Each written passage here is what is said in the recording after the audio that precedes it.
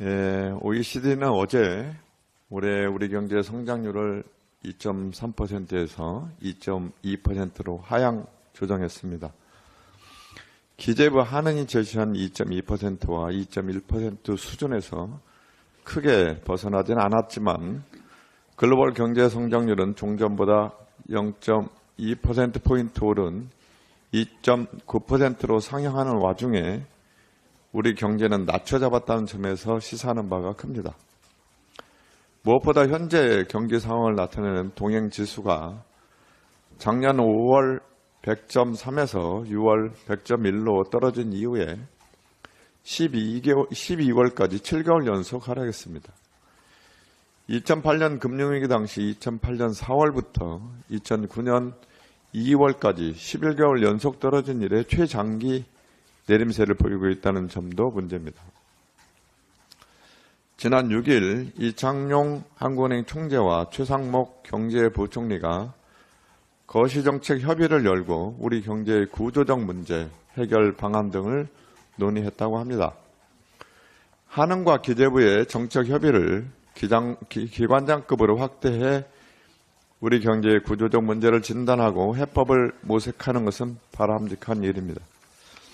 이 협의에서 이창용 한은 총재가 저출산 고령화에 따른 노동 공급 감소, 글로벌 선도기업 부족, 통상 환경 변화 및 중국 특수 소멸, 수도권 집중화 등을 주요한 문제로 지적하고 유휴 노동력 활용 제고, ICT 제조업 경쟁력 확보 및 산업 간 융합 촉진, 공급망 다변화 및 대외 리스크 선제적 대응, 수도권 집중 완화 등의 대책을 마련해야 한다고 강조했습니다.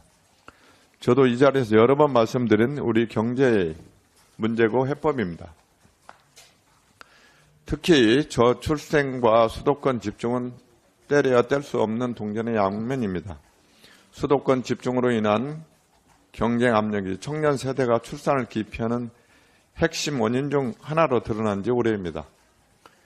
우리 경제 반등을 위해선 저출생 해소가 가장 근본적 해결책이며 저출생 대책의 밑바탕엔 수도권 집중을 완화하는 지역균형 발전 정책이 수립돼야 합니다.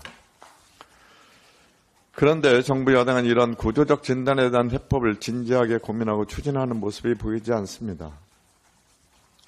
수도권 집중이 우리 경제 성장의 가장 큰 걸림돌인데 국민의힘 한동훈 비대위원장은 목련꽃 필 때 김포가 서울될 것이라며 거대 도시 서울을 다시 들고 나왔습니다. 국토 균형 발전에 대한 철학도 비전도 없이 서울이 되면 표가 나올 거라는 선거용 빌공짜 공약만 남발하는 겁니다. 저출생 대책 또한 기존 정책 재탕에 불과합니다.